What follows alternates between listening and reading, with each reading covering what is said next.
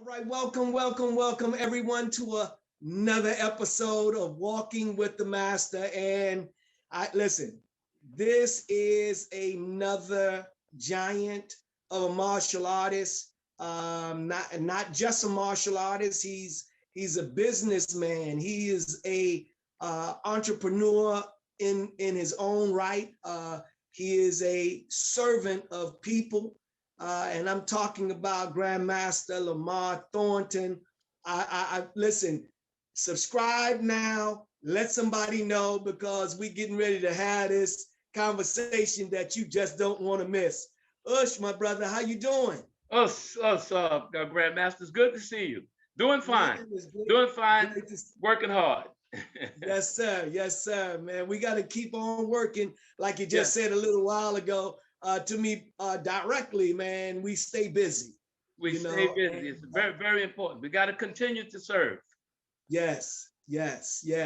By Allah's grace and permission, we just got to make it happen. Well, the way we get into this, Grandmaster Lamarr Thornton, the way we get into this is, the first things that I want to do is I say we got to go to the root. Of course, the purpose for this this conversation, the purpose and the reason behind the conversation is our relationship with Doc, and we want to bring that in, and we want to expound on you as an individual, because this is, we're walking with a master when it comes to walking with Doc, but I'm walking with you in this particular episode. This is Walking with the Master, and the master is Grand Master Lamarr Thornton. And just so that I know some of your students that there is a proper title, of course, when I say Grand Master, it represents the highest of levels, if you will. But what is the terminology so that I will be absolutely correct? Well, my title is Kushinda. Kushinda means chief. That's our highest ranking of title. So it's called Kushinda. Kushinda. Kushinda. Beautiful. It's nothing wrong with being right and exact. Yes. So if when I say Kushinda, everybody, and you don't understand, just throw Grandmaster on that for you if it makes you feel better. All right. Could you please start from the root, your beginnings? Please share with us what that is. Well, I started martial arts when I was about maybe 11 years old. My first experience with the art was judo with Grand Master Chakazulu at St. Philip's Church in Harlem. And it was with the director of the community center put me in judo. I have a brother. He put me in judo and had my brother play basketball, because I was I was a little angry and always disenchanted. So he thought that maybe I needed the community center director. He figured I probably need that, be in a program where I could get some real serious discipline. So I started training in judo with Chakazulu. From there, I think when I moved from Harlem to the Bronx, and that's where I was introduced to karate. My first style of karate was Goju with a gentleman named Paul Lilly and Earl Henderson.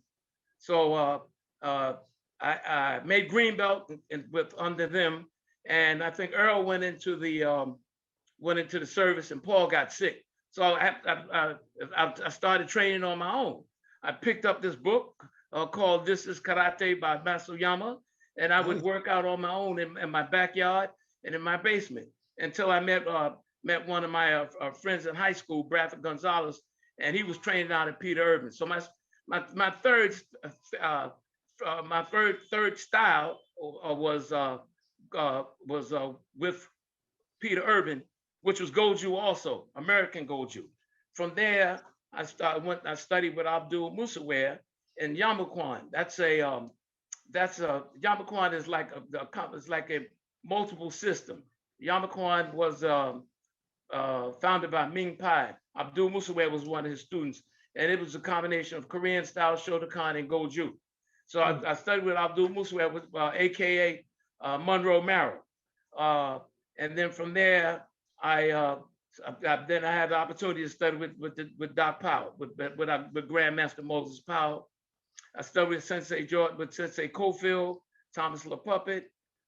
From there, I studied Tai Chi, and then I kind of stayed in the Shotokan from there.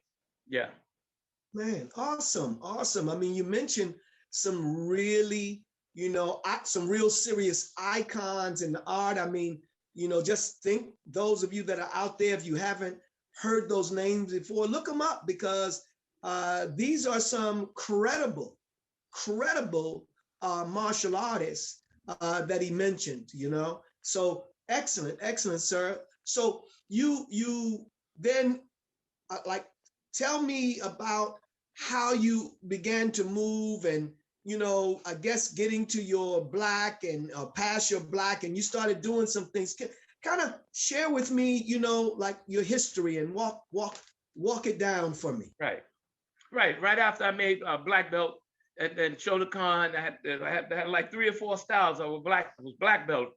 It was a black belt in, right? So after that, I had the opportunity to do my first tournament, and my first tournament.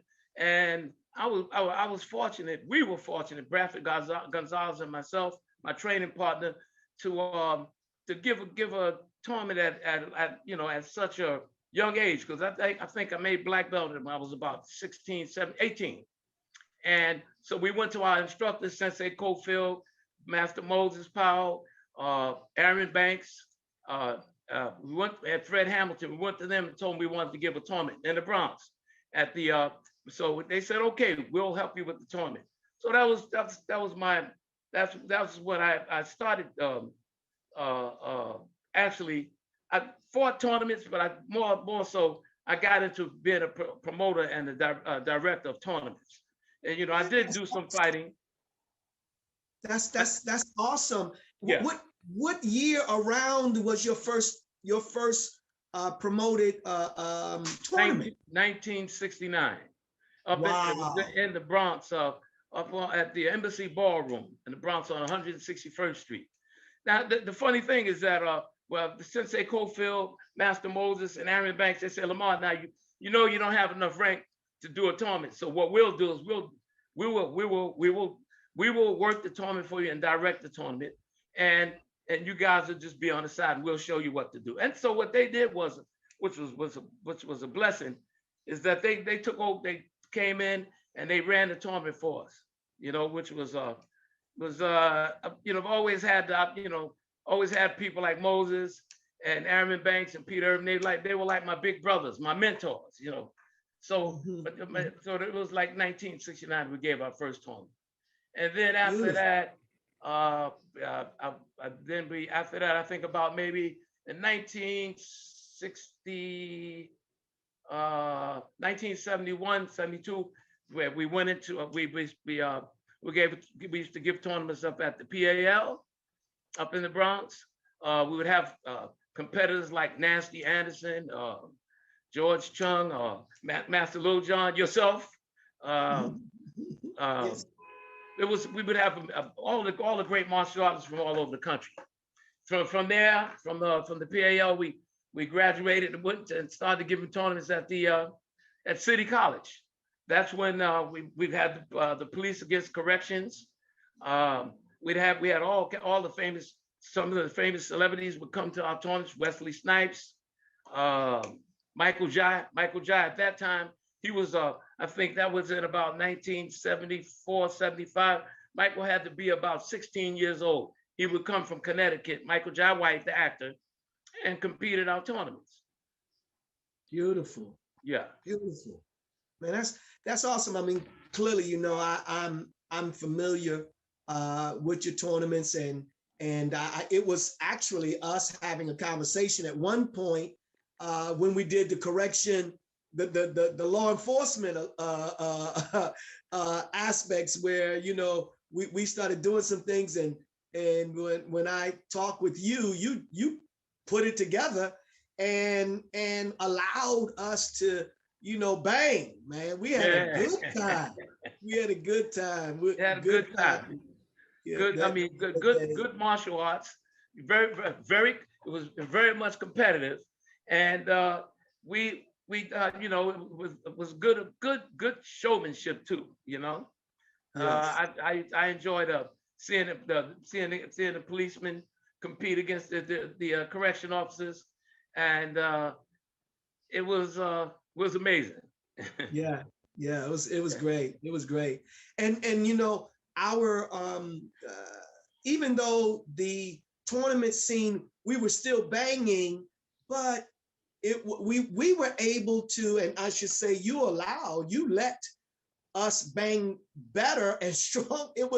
We had a good time fighting back in those days. So let's go into that. Let's go into not so much those particular tournaments, but I want to go into the tournament arena, you know, because you are one who have you know, actually put on these tournaments. You've seen them happen. You see the progression from bare knuckle activity, no gloves, no foot gear, no headgear, to that whole thing. Talk to me about how that happened from your perspective, and what was it like? What is the difference from our fighting back then when we had no gear to now we have gear? What is the difference in the practitioners at this time?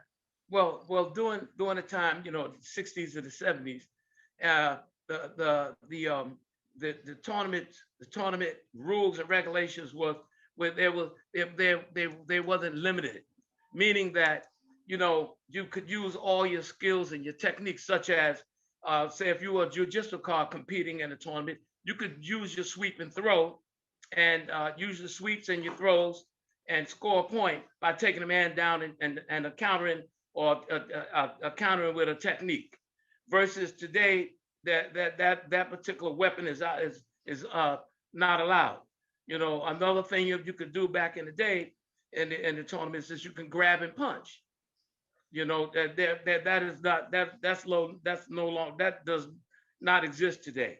You cannot grab and punch today. So, well, the difference from the yesteryears and today is that they took away the yesteryears. You could use all the weapons that you learned from the dojo. You could take it into tournaments and apply it, so you could test your skills.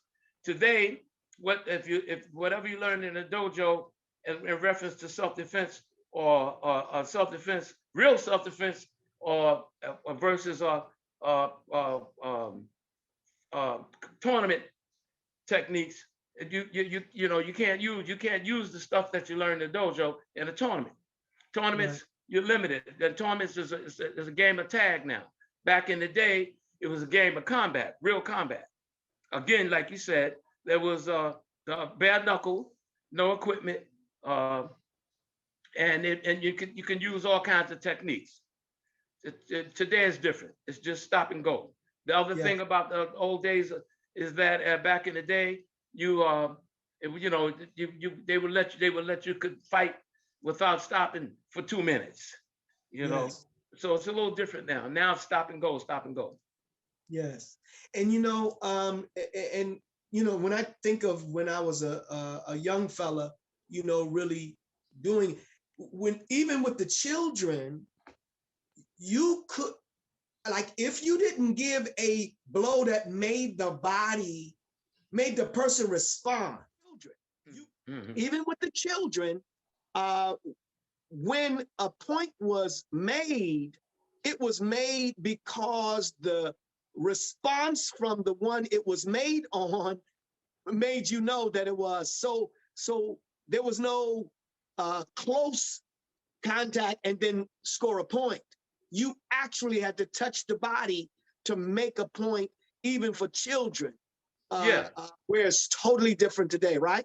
Yeah, totally. And that's because it was like they allowed light contact, and you know and the techniques had to be focused.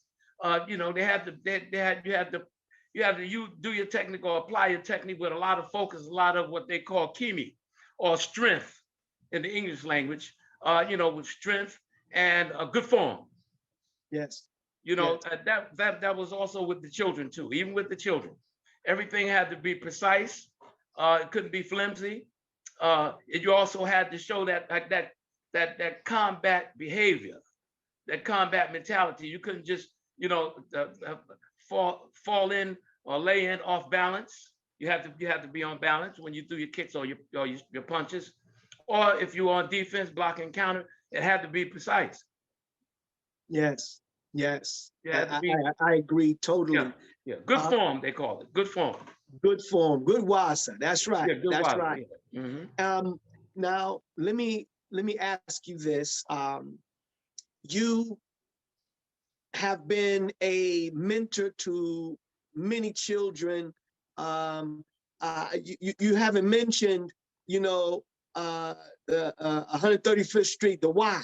You know, please share with us. You know, all that. How did you? When did that happen? How did the school turn into that? Give us a little understanding of that process. Okay, so the reason why I started teaching at the Y is because I grew up in the Y.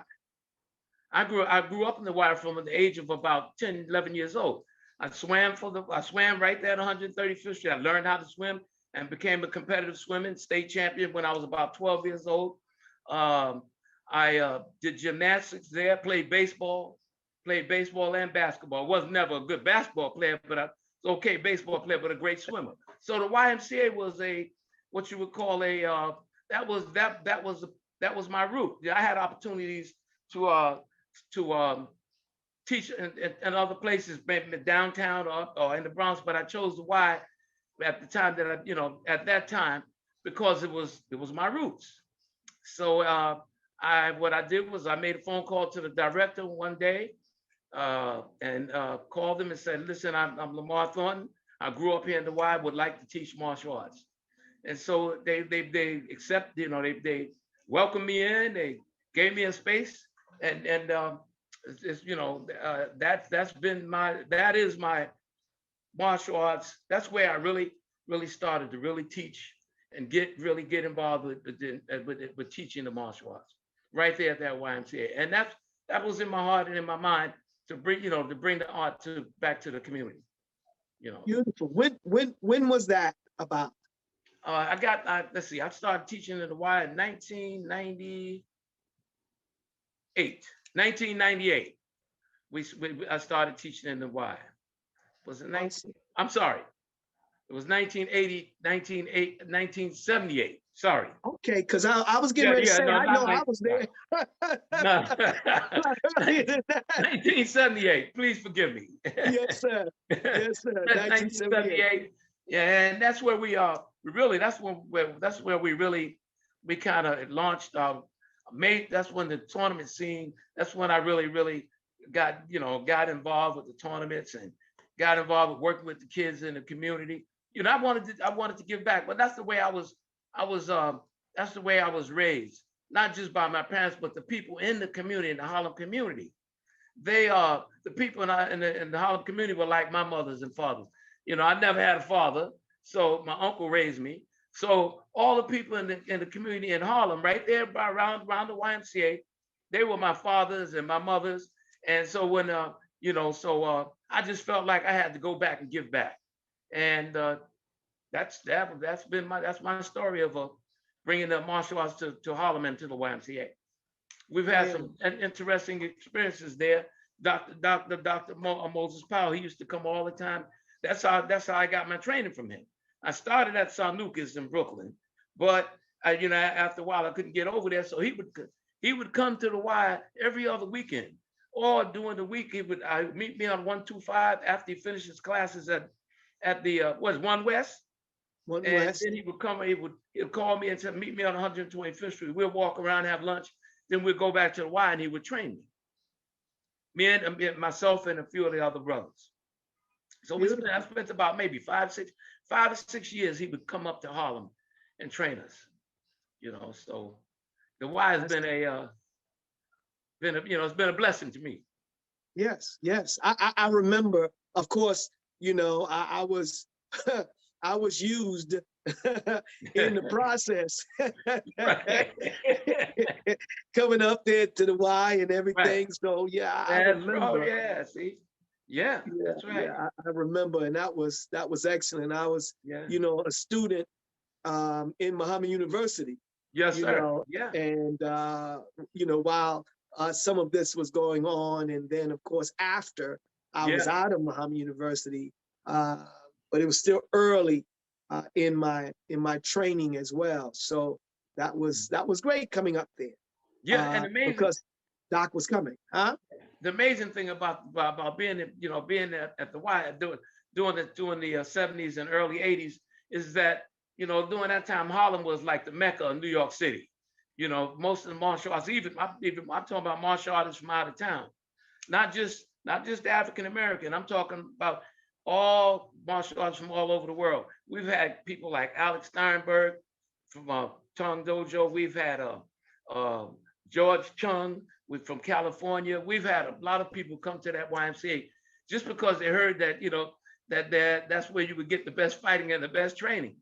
So the Y was, and because Dr. Powell was there, Moses Powell, Grand Master was there too. So wherever he went, folks would find their way to get to him.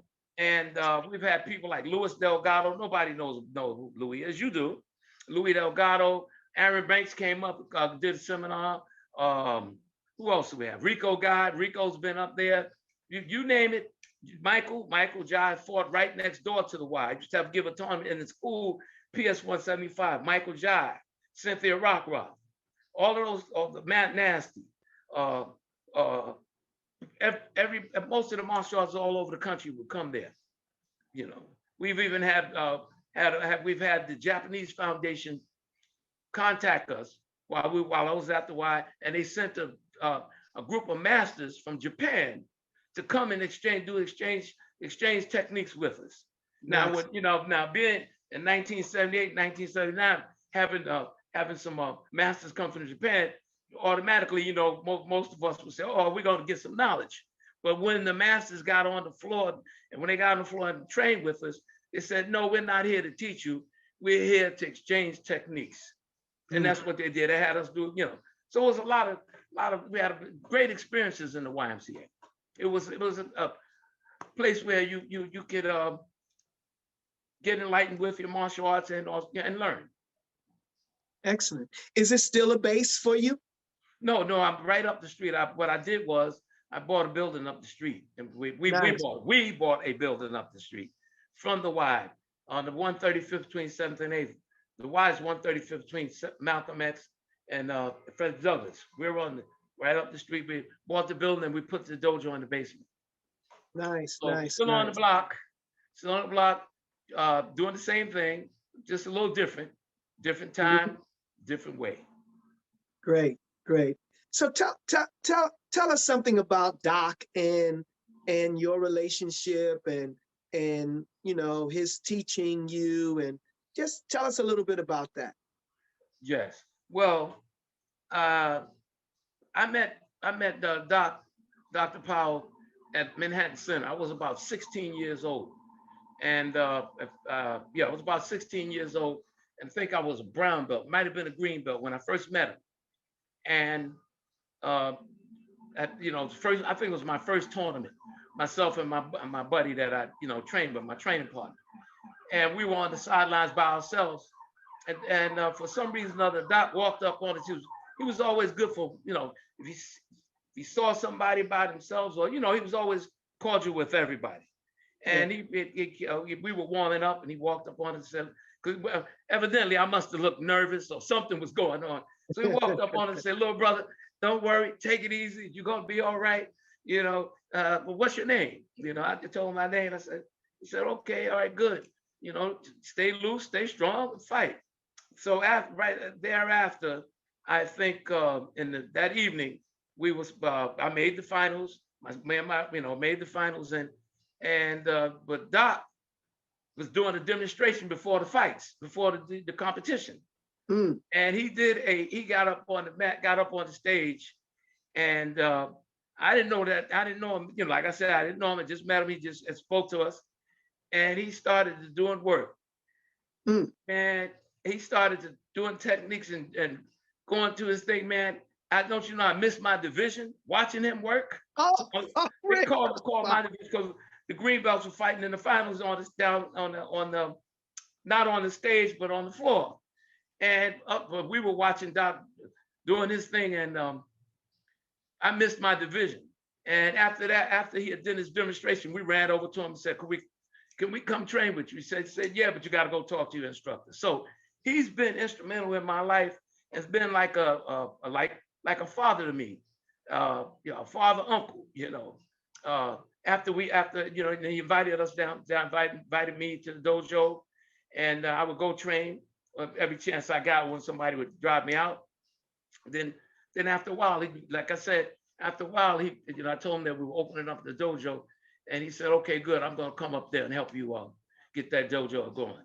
But him, Dr. Powell, Sensei Cofield, Sensei La Puppet, Aaron Banks, Peter Irvin, Fred Hamilton, they were the people that influenced me to become an instructor. They told me, you're a great fighter. All of them said the same thing. They said, Lamarr, you are a great fighter, but you're going to be a better teacher. Hmm. So that's been my experience. They were the ones that influenced me to get into teaching, the martial arts. Awesome. That's a great story, and it just lets you know how beautiful our teacher was. Doc was so personable that it didn't really matter, who you were. He could. It's like he says, if he touch you, he got you. Yeah, that's right. But he touch you, he'll touch your heart. You know what I mean? That is the key. And he capture you by just touching your heart. So that's absolutely beautiful. Don't forget about Master Littlejohn, Soki Littlejohn. Now, come on now, you can't forget about him because he has that same energy. He has that same. My experience with him is that he was I always said to myself, those masters, those brothers, they rescued me. They were like my lifeguards. And Master Littlejohn, when times were tight with me, life was upside down. Master Littlejohn stepped in. I didn't have to call him. He just heard that things wasn't going good for me. And I don't know if Doc sent him, but all I know, I got a phone call. And the next thing I know, he was on the phone. Listen, man, what's going on? And I told him, well, I got family. I just adopted my 2 nieces. And he said, oh, well, what can I do to help you? And at that time, I was getting a lot of attention from the politicians and everything. And they would call me to do exhibitions. And I told him, when he called me, I said, listen, Master, right now I'm going through some stuff. I just adopted these 2 girls. I don't know what to do. I said, but I still got to teach my class, and I got a lot of demonstrations to do. He said, what do you want me to do? I said, well, can you go down to City Hall and do it? You might have went down with him. City Hall and do the demonstrations for me and cover my back and teach some of my classes. He said, no problem.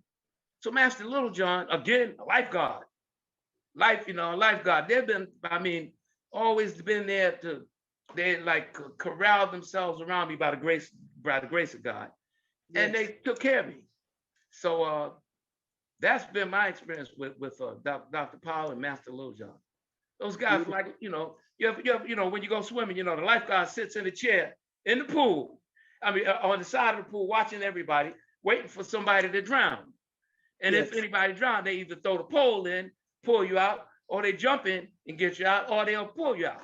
Well, I was one of those folks that was drowning, and Master Littlejohn and Dr. Powell, those were my lifeguards till this day. Beautiful, man. I'm happy to hear all of that. Let me bring you to another time with us you Yes. know, you and I, and remember when I the event that we put on, uh, it was in 90, and it was actually when Wesley did his piece, he named it the same thing that I had named it, which was tribute to the masters. Yeah. Uh, you know, and that's when I first met him, because we were working uh, with the movie New Jack City. Yeah. And I invited him to be on the dais there. But that particular event is really what I'm really talking about, where I remember we had galvanized a group, a number of us, where I was putting it on, but we put together a, you know, a council, if you will. I Do you understand. remember? Yes, I remember. Yes. Yes, yes, Yes, yes. That was a, we had Mr. V, Master Grand Master V, Doc, uh, uh, Grand Master Pereira. that's right. Pereira was there. I actually sat next to them. Doc and Pereira, everybody was there, and Wesley Everybody, was a guest that day. man, Yeah, yeah, that was amazing. it was I an think amazing, yeah, it was yeah, amazing event. yeah, I don't know. I don't know if that one has been rivaled yet, but that was right at that church. That church was it on Pacific or yeah, wherever? yeah, But we had just under 1,000 people. We had about 900 and something people. Man, yeah, it blew my mind. yeah, I didn't expect it, but it was really something. yeah. And you were right there, a part of that as well. So I just wanted to definitely mention that. So kind of tell me, you know, in terms of business. Now you've gotten to know many people and done, you know, a number of things. I want to just open it for you to kind of share some of the people that you know, have, I don't want to say benefited from, but you've worked with and that actually benefited from you, you know, because Mhm. you did a lot of things. So I want to give you an opportunity. You've helped a lot of people. You've met a lot of people. You've gotten other people to help and aid you, which is really helping and aiding the children and so forth. So I want to give you an opportunity to share some of those kinds of things, any times or uh, anything that comes to your mind that you like to share and let someone else know what has happened in your life. Yeah. First of all, I'm glad you mentioned that. Fred Hamilton, another Yeah, great master person, a great people. Fred was instrumental in my life also. Him and I, we clashed all the time. Ever since I was a green belt, Fred and I would clash. And I think after about 4 or 5 years, Fred, maybe about 10 years, whenever I went to a tournament, Fred would make sure he made it his business to come to my ring and watch me fight, and then after that reprimand me. Now I misunderstood. I misunderstood that. You know, being young, 21, 22, you know, cocky. I misunderstood. I said, the man don't like me. And I turned around and said, hey, Fred, you know, I got tired. I said, man, this guy, every time I look, he's always telling me something about my kick or my punch, or I didn't move right. So I said, man, Fred, why do you always heckle me, man? He said, first of all, my name is Master Hamilton to you. He said, he said, don't you ever call me anything else but Master Hamilton. And then he said, Moses. He called Grandmaster Moses. He said, Moses, the puppet, come here. He said, Monroe, come here. Because he knew I was tight with Abdul Muhammad, Monroe. He said, come here. This guy just called me Fred. he said, Lamarr, after he got all these guys behind me, Fred, he got all these guys behind me. He said, Lamarr, tighten up. I looked at him like, I said, what you mean tighten up? I said, tighten up. You know what I mean. You know what he was saying, tighten your stomach up. Because he said, if you don't, you're going to have trouble out of us. He said, he didn't say me. He said us. So back in the day, and you remember, you caught, if a master walked past you, Leon Wallace, Major Wallace, or Fred, they tag you in the stomach. You had to take it. They're waiting they're waiting. If you go to tournaments, and back in the day, they'll be waiting for you and early in the morning at the door when you come in to hit you in your stomach 4 or 5 times to see what you're made of. See? And that's what he said. Don't you ever call me Fred. He said, you call me Master Hamilton. And he said, now tighten up. And when I saw him on all of them, I just tightened up. And he said, bam, hit me in the stomach. He said, what's my name? I said, Master Hamilton. He said, bam, you didn't say it loud enough. Bam, okay, now you can go. And I want you to call me. So, but Fred, after that, he said, Lamarr, at the end of the tournament, right after I finished fighting and everything, he said, Lamarr, come here, man. He said, let me tell you something.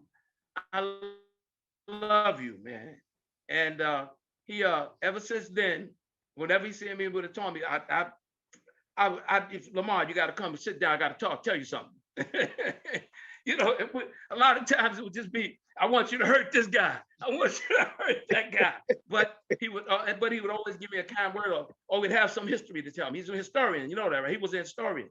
Yes. But that's what it was. So Fred Hamilton, that was one of my greatest experiences. I've always cherished that. Going down to Peter Urban's down in Chinatown. I studied down in Chinatown. I met all the great warriors down there. I studied with Kim Foyer Padu. People don't know these people. Sekbi Shah, Ulysses Edwards. They had this cat named Carlos Molina. You might know Carlos. Carlos was law enforcement. Carlos Molina and Frank Ruiz. Those were amazing experiences for me. Just going to the dojo and hanging out with them. As far as being in the community, hey man, as far as working in the community, every day is a great experience for me, and it's a blessing to be able to work in the Harlem community as being a what I call a community servant, not just a martial arts instructor, but community servant. And and every day it's always something good. Even when it's bad, it's something good. When I go to the dojo and have to work with the young people, or just me collaborating with people in the community, it's been a blessing. I've got a lot of support from the people in the community. People like Lloyd Williams. Lloyd Williams is a guy that does Harlem Week. Him and I, we clash also like Fred and me used to clash. But Lloyd looks out for me. Tony Rogers. These are guys, Charlie Rangel. Charlie Rangel was responsible for me getting a citation from the city, from the state. Everybody knows Charlie Rangel. That's right. Yeah. I've had so many great experiences being a martial arts instructor, not just a kick and punch guy, but the people in the community and people like Fred and Dr. Powell, Master Little John, Aaron Banks, all those guys, they made it clear, and they painted a picture for me that martial arts is just not about fighting. And they always say this, Shihan, as a way of life. It's a way of life, and if you do it right, and if you fall in line right and practice right, you'll see that. You'll get past the kick and punch, and you'll see the wondrous and wondrous glory in being a spiritual human being. Beautiful. Well, let me ask you and kind of move in this direction, and that is students, conversations with students. Now, you've been doing it long enough to have men grow up that came in as children under you, and having done that, you've had many conversations, I'm sure, with these students. Tell me give us something, give those that are watching an opportunity to hear some conversations as they are perhaps a student that's observing. Talk have something to say to them. Let me see what do you have to say to them in terms of what is what kind of mind should they have at this time in their training? This day and age and this time, Yes. it's all mental and spiritual. That's the first thing that we try to convey. This I convey to our students that this program is not just, again, not just about kicking and punching, but it's more spiritual and mental. And we try to explain to them that if you do this program right, you'll be educating yourself, and you can do anything. We talk about spirituality a lot. We talk about it from a holistic perspective. No matter who you believe in, what you believe in, as long as you believe in that God power within yourself. We talk about the God power, God consciousness, but not from so much of a religious perspective, but from a spiritual perspective, a realistic perspective. I'm not saying religion is not real, it's real, but we talk about that. We explain to our students, and that that we all have the God power. We all have that power, that consciousness, and within us. And if you want, and sometimes we try to paint a picture. We tell them that it's right below your solar plexus, and it's it's here and here, yin and yang. So we talk about breathing properly. We talk about breathing properly, all through the training, and we express that it's very important that you be conscious of your behavior, and be respectful. Yes. To yourself and others. Respectful to oneself and to others. Excellent. Now, what about you've trained and you got black belts. Now you have masters, but let's talk to the black belt, and then we're going to talk to the masters. How one has committed himself to achieve his black belt, her black belt. What is that mind? Of course, it's still the same. I mean, it's spiritual. It's still all of that. But now you've taken on the position or responsibility of going into a higher level of learning. So kind of give a black belt something to think about. The black, especially the first dons or the junior black belts, the shodan ho is what they call shodan ho, and then first dan.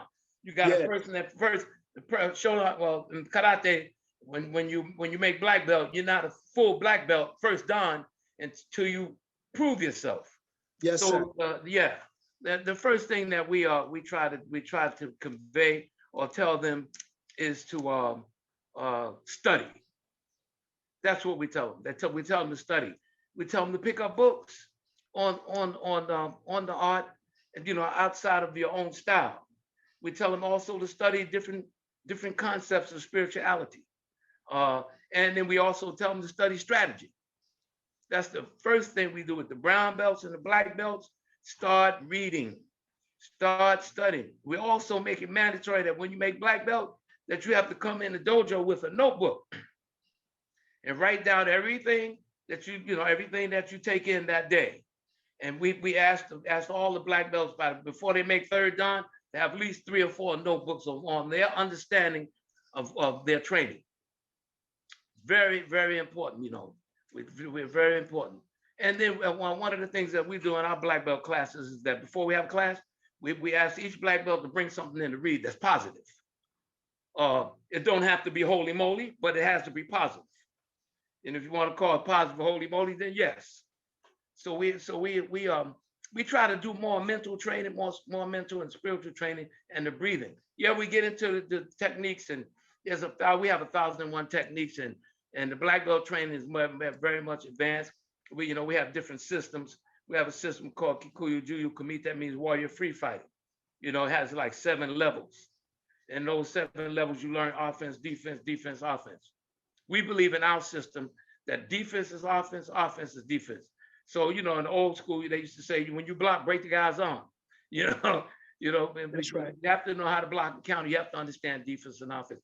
in combat, in exchanging technique, and also in life. That's the way of survival. That is the way that we survive in this life. That's the way we survive in Kushandaru martial arts, is that we try to make them understand that we're here, all of us are here on this planet surviving. And every day you have to do something good or something. The training for the black belts is more mental and spiritual. But then, we do have a physical aspect, but the physical aspect, it coordinates and it correlates with your mental. Your physical and mental, they work together. And we also tell the black belts, you got to be able to see. You have to be able to train and work and study and write so that you can take your training and translate it into your everyday life. That is that's where we emphasize, and we emphasize that with the black belts, that you just can't come in and throw kicks and punches. Now it's time to do service in the dojo. Go, teach, train, study. We ask each black belt, whenever we have class, someone has to read something or they can write something that's positive or productive. So it's not just mat training. It's all around holistic, yin and yang. Beautiful, beautiful. Now that master that has been with you, has been committed. What should be their focus? Where are they at now?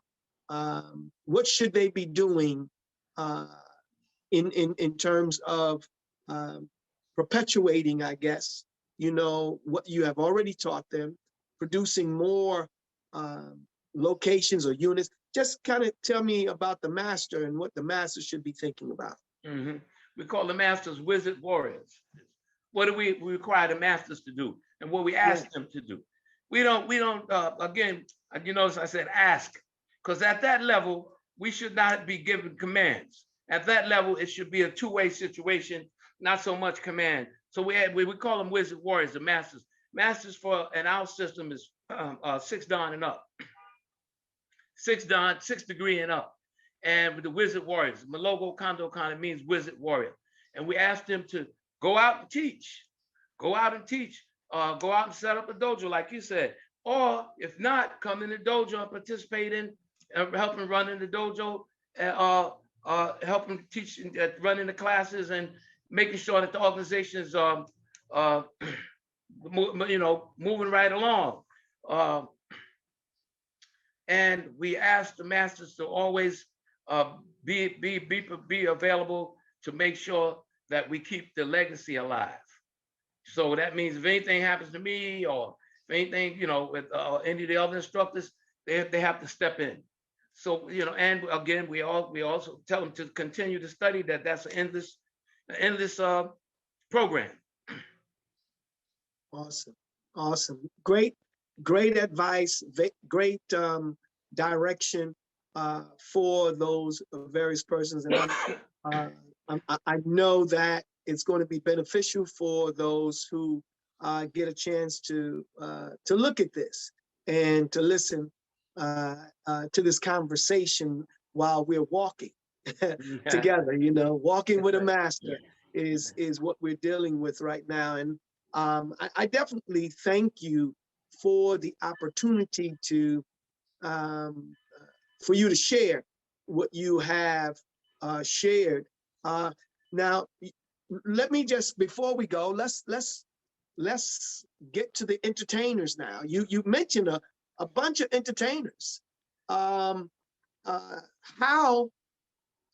and I know you can mention whichever ones you want to mention in terms of that. How do you feel those relationships are and have been built? Yeah. What did you do to build those relationships? Let me say it like that. Yeah. Well, most of the entertainers that I know, I met them when they were young, either before they were famous or before they became entertainers, and in film or what have you, and whatever they do. So we've always stayed in touch, stayed in contact. Even like Michael Jai White.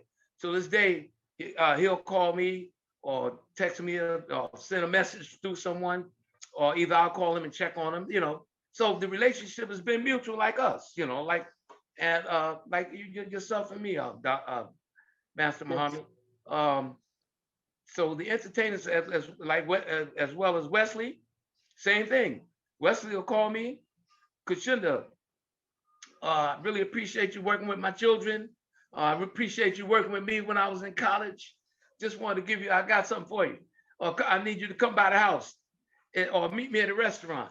So my relationship with most of the entertainers, the martial artists, as well as the non-martial artists, it's been a basic friendship, and I don't try to control that relationship, because you know how the entertainment world is, Yes, most of the entertainers like Wesley Snipes, Michael Jai, a few other celebrities that I've worked with, they stay in touch with me, and I stay in touch with them. And so, yeah. Beautiful, beautiful. It's only it's just a beautiful thing to have relationships and to keep building those relationships, and and that happens over time. So I can appreciate what you've shared as it relates to that. So we're really right at the end here, and I want to give you an opportunity with our listening audience, our viewing audience. Is there anything that you'd like to share before we depart from, or in this walk that we've been walking? Well, I just want to say to you, Brother Anthony, I thank you for thinking about me, and to all of the other martial artists, brothers and sisters, stay safe, be well, and thank all of them, for making me who I am, because I couldn't have done what I've done without, by myself. So I'm just walking along with the group. Yes, indeed. Just walking along with the group. So I'm just, just hanging in there. Just want to say thank you. Man, well, thank you. You've been definitely a part of my life, and as we have been walking as young persons to just a little older persons. I don't want to go too far with that. Listen, I just got off the phone a little earlier with Grand Master Ron Van Cleef, and listen, he's going to be 80 in a couple of days. Just a little while. A young 80. He's going to be a young 80. Listen, man. Yeah, we're gonna have a show with him too. I just want you to know he's. I mean, I literally. Our conversation was the kind of conversation that should have been on air, and it was just beautiful. But the point that I want to make before we close is that he is. I love his spirit. His spirit is the kind of spirit that is forever young. Yeah. He doesn't speak about all that he has done. He's talking about what he's doing right now. That's in the moment. And even projecting himself forward. So it's a blessing. I appreciate him. And I appreciate all of his students that have been with him. And, so it's all good stuff, man. So thank you for your walk. And we have, like I said, we've walked together. New York was the Mecca. You know what I'm saying? Yeah. Brooklyn and Manhattan or Harlem. Right. I mean, these are very serious places that rivaled all around the country. Mm-hmm. So, and you're a part of that. So, and I really appreciate those tournaments that we've had. I've had great times. I mean, I didn't know anything about doing self-defense techniques because, we wasn't no self-defense division. It was fighting. That's what it was. We were into battling on the, Yes, sir. Yeah. and throwing. It was good stuff, man. We had a great time. So I'm thank you. glad you mentioned Sadosi Ron Van Cleef. He was Yes. another one of my lifeguards that watched over me. You know, he was again when things were bad, things were tough. He called me up. These guys used to. I mean, I don't know how they would find out what was going on with you. You know, and he called me up. Lamarr, here the things are not doing. You're not doing what's going on. You know, he didn't say Lamarr, you wasn't doing well. He said, but what's going on? I'm just concerned about you. I need you to come down to the house. And he invited me down to the house in the village because I was hanging out with the wrong people. Real quick, I was hanging out with the wrong people. They found out I was hanging out in the club. They came, Owen Watson, Van Cleef. It was about 40 of them. Came in the club and took me in the bathroom. Said, man, you got to get out of here. You know, Ryan said, if you need money, you come by the house. Van Cleef. Yes. And I would go by the house. He would give me clothes from the movie sets. Man. That, you know, the jeans that the kids are wearing now, Van Cleef would give me those jean outfits and everything from the movie sets before, you know, back in the day. And just like a God sent. Just wanted to say that. I have to say that about them. That's excellent. Excellent. See, and this is the thing, everybody, I want you all to recognize the common thread in all of the shows. You know, when we talk about these masters, when we talk about Doc, when we talk about Grand Professor V, we talk about Soke Little John, we talk about Fred Hamilton and Thomas LaPuppet and George Cofield, and with all of these guys, right? See, it was a tight-knit community where they were, and listen, this is during the time of drugs, big time heroin in the community now. Listen, ravaging our community back in the days. This is the Frank Lucas days. This is the all of these big drug dealers that was doing. This is during that time, and you got to know that we were training. We were fighting to stay away from all of that kind of stuff. And when you mentioned, Kushinda, that they came in the club, you see, they came in because they know that wasn't the direction. And these were, man, they were God parents, God fathers, and what? God parents and lifeguards. Yeah, lifeguards. I like that terminology now. Yes, sir. I like that, lifeguards. You know, so yes, that's great, man. It's a great story, and it gives a lot of it gives beauty to knowing that these men, no matter what their issues were, there's no one who hasn't fallen short of the glory of God. But sometimes people want to put on them like they're supposed to be the super angels. No, they were great men. That's what they were. And that your example and your statement is a sign of their greatness, because they looked out for others to help them to stay on the right path and aiding them in times of difficulty. Thank you for that, for those stories that you shared. Yes, sir. Man. Well, we're right at the end now, man. You know what I'm saying? It was a blessing to get you and you to open up and share what you shared. And I pray that many get a chance to listen to it. And all you got to do now, everybody, is go to on YouTube the official Grand Master Anthony Muhammad YouTube channel. Yes, I want you all to know that I have had a name change by the Honorable Minister Louis Farrakhan, and it's Abdul Azziz Muhammad. But of course, I understand now why Doc couldn't get too far. He was Musa Muhammad. Everybody knew him. Yeah. You know, if you know, they knew him as Moses Powell, so it's a little difficult to just not, you know, operate, because so many do know. But anyway, I just want to let you know that. I thank you. So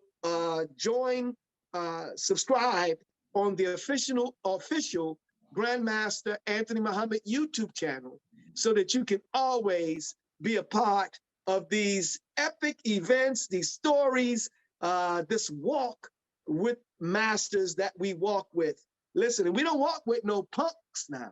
No, we sir. walk with great men, yes, men sir. that have proven themselves in many different ways. Yes, and sir. if you'd like to be a part of this walk, don't hesitate to call 773-769-7017 so that I can look at bringing you on to the show.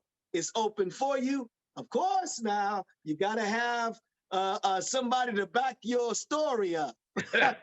Unless I already know who you are. All right. Thank you. Kushinda. Assalamu alaikum. Be good. Wa alaikum salam. Thank Take you. care. Thank you.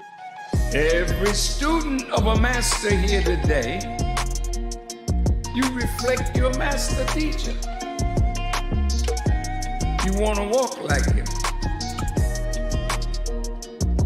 You want to talk like her. But you start by having an object in front of you that you admire.